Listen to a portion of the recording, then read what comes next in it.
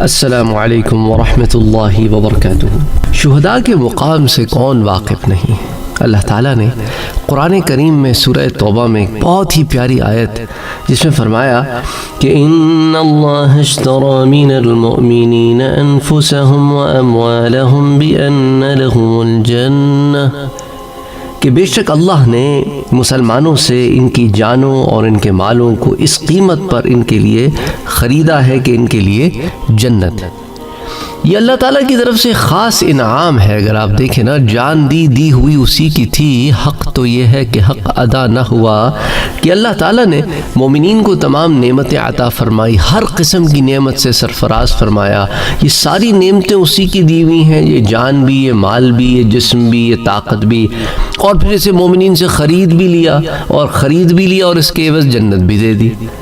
اب جب خرید لیا، اپنی ہی چیز کو خرید لیا، تو خرید کے لیے پھر اس کے بعد جو رقم دی، عموماً رقم دی جاتی ہے نا، یہاں رقم کا معاملہ ہی نہیں ہے، یہاں جنت ہے۔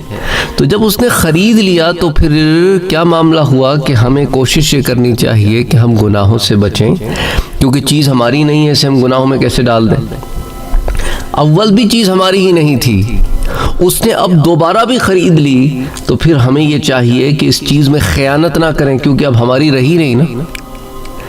ہماری جب ایک چیز رہی نہیں تو اس کا غلط استعمال ہمارے لیے خیانت کے زمرے میں آئے گا، اس لیے پکڑ ہوگی۔ اس لیے کہا کہ بھی مومنین سے ان کی جانیں لے لی ہیں اور اس کا سودا یہ ہے کہ اس کے بدلے جنت ہے، تو پھر گناہوں سے بچنے کی کوشش کرو۔ نگاہوں کو، زبانوں کو، کانوں کو، آنکھوں کو، ہاتھوں کو، پیروں کو اور دیگر جو جسم کے اعضاء ہیں انہیں گناہوں سے بچاؤ، زنا سے بچاؤ، بدکاریوں سے بچاؤ، بدچلنیوں سے بچاؤ، اور گناہوں کے راستوں پہ چلنے سے بچو۔ کیونکہ تم نے اس چیز کو اللہ کو بیچ دیا ہے اور اس کے بدلے جنت کا سودا کر لیا۔ اب سودا کرنے کے بعد خیانت کیسی؟ سوچو نا ذرا، سودا کرنے کے بعد خیانت کیسی؟ اور وہ جو یہ سودا کر لیتے ہیں اور اس کے بعد اپنی جانوں کو اللہ کی راہ میں لگا دیتے ہیں، تو والذین قتلوا فی سبیل اللہ، اور جو اللہ کی راہ میں مارے جاتے ہیں، فلن یضل اعمالہم، اللہ ان کے عملوں کو ضائع نہیں کرے گا۔ اللہ اکبر، اللہ اکبر۔ یہ میرے رب کی طرف سے انعام ہے مومنین کے لیے۔ یہ بات انہیں سمجھ میں نہیں آتی جو ایمان کی دولت سے سرفراز نہیں ہوتے۔ وہ آ کے سوال کرتے ہیں، یہ تم لوگ جنت کی کیا باتیں کرتے رہتے ہو؟ جنت کس نے دیکھی ہے؟ میں کہتا ہوں میرے نبی نے دیکھی ہے، اور لا الہ الا اللہ محمد الرسول اللہ کا معنی ہی یہ ہے کہ نبی نے جو فرما دیا اس پر ایمان ہے۔ یہ بات تمہاری سمجھ میں آنے والی نہیں، کیونکہ تم نے جنت کیا، تم نے تو نبی ہی کو نہیں مانا۔ تم نے جب نبی کو نہیں مانا تو پھر نبی کے کہے کو کہاں مانو گے؟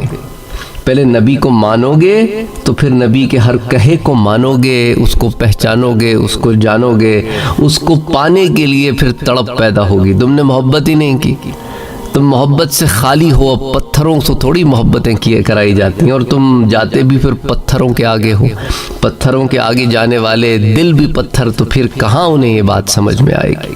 جس کے دل میں ایمان نہیں، اس کے لیے ساری چیزیں پھر ایسی ہیں کہ جو کرے گا اس کا بدلہ یہیں پالے گا۔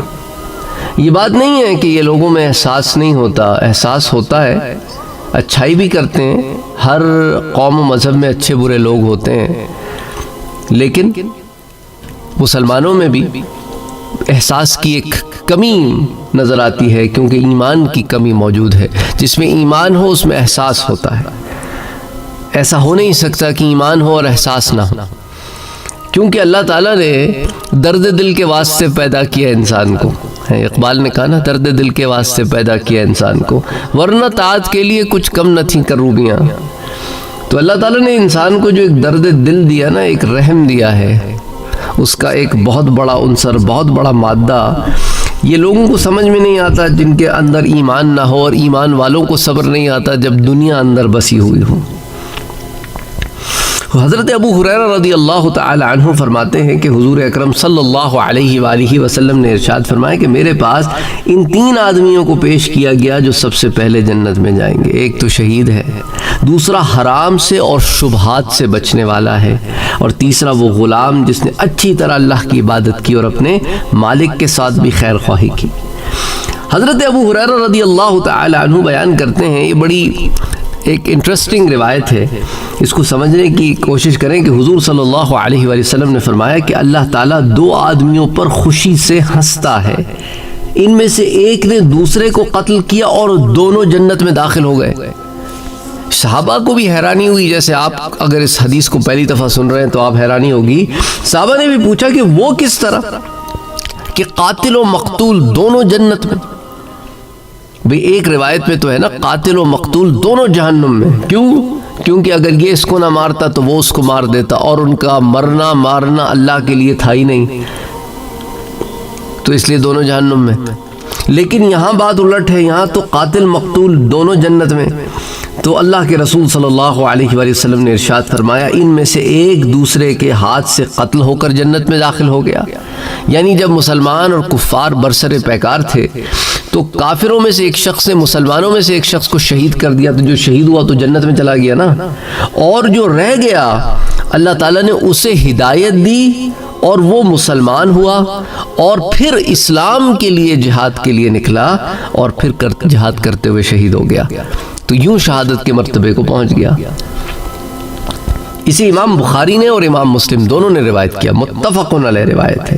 تو اس لیے دیکھو نا میرا بھائی، ظاہری طور پر کچھ لوگ آپ کو نظر آتے ہیں جو گناہوں میں ہوتے ہیں، برائیوں میں ہوتے ہیں، ایمان سے دور ہوتے ہیں، کفر کے اندھیروں میں ہوتے ہیں، ان پر بڑے بڑے جملے نہ کسا کرو.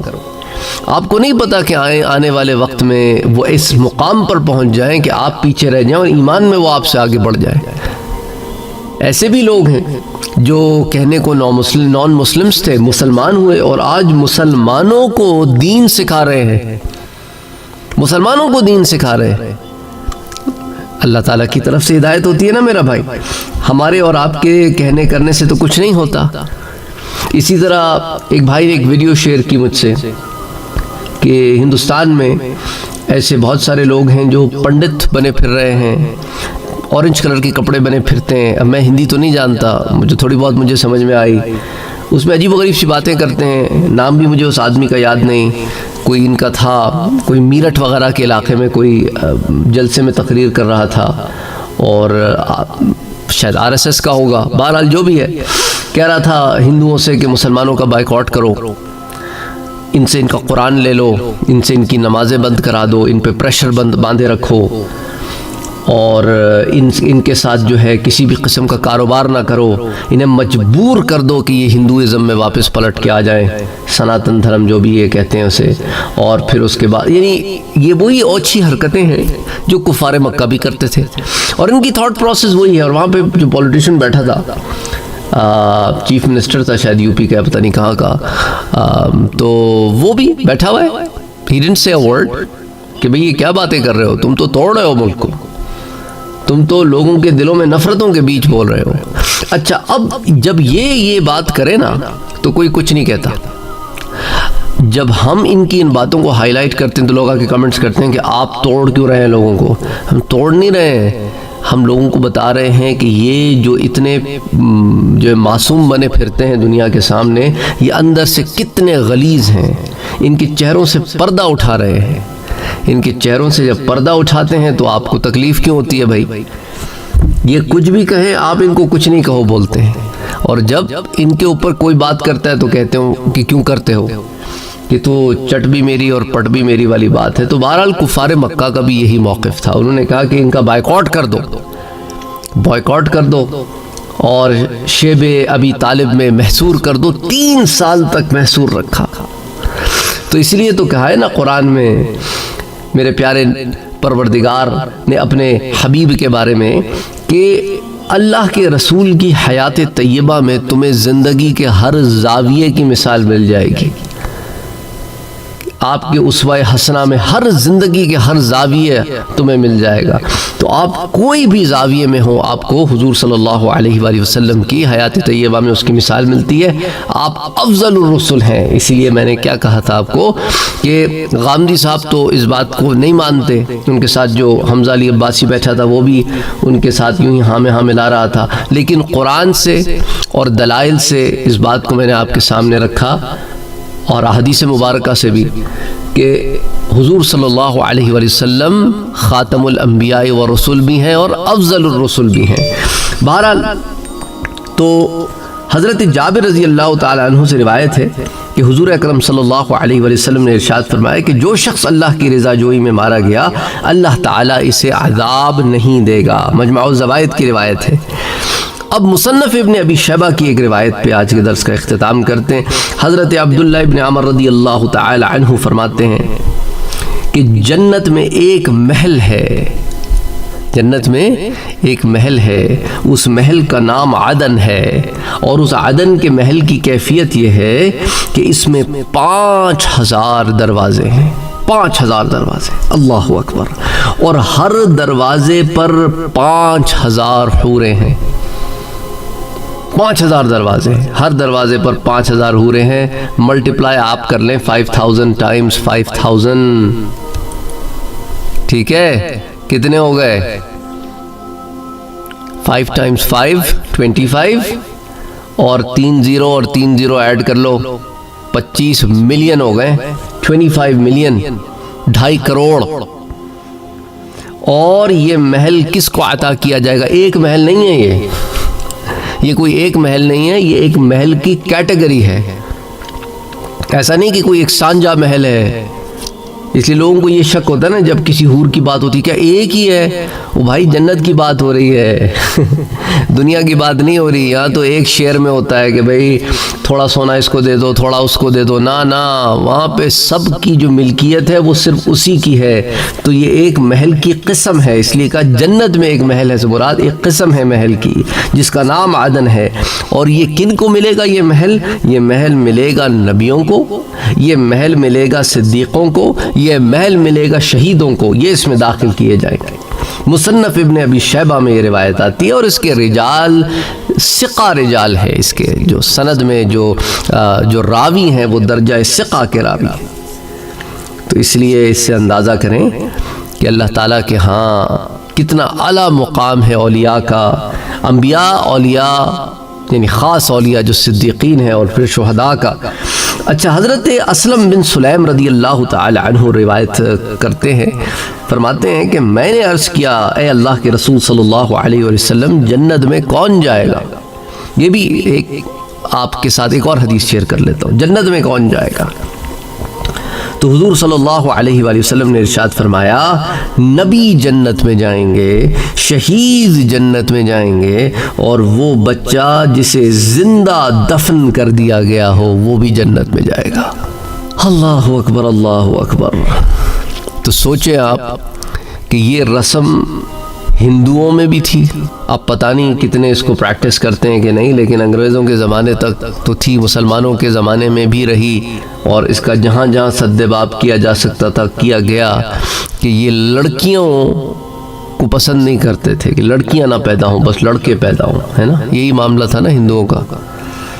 اور کفار مکہ کا بھی، اور اس کے علاوہ باقی کفار جو عرب میں رہتے تھے ان کے ہاں بھی یہ بڑا معاملہ تھا، جس کو پھر قرآن نے بھی کہا کہ جب قیامت کے دن سورۃ التکویر میں اٹھا کے کھڑا کیا جائے گا اس لڑکی کو، اس بچی کو جسے زندہ درگور کر دیا گیا، زندہ دفنا دیا گیا، زندہ مار دیا گیا، جیتی جاگتی تھی قتل کر دیا گیا، مار دیا گیا، تو اس سے پوچھا جائے گا کہ اٹھ، جنت کا تیرے لیے فیصلہ ہو گیا، اور جس نے تیرے ساتھ ظلم کیا ہے آج جواب دے گا کہ تجھے کس جرم میں اس نے دفنا دیا، کس جرم میں۔ یعنی بڑے دل دہلانے والی روایات بھی ضمن میں آتی ہیں، لیکن وہ آج عرض نہیں کرتا آپ کے سامنے، آپ کو شاید پتہ بھی ہو، لیکن بہرحال اللہ تعالیٰ ہدایت دے، اللہ تعالیٰ ہدایت دے۔ السلام علیکم ورحمۃ اللہ وبرکاتہ۔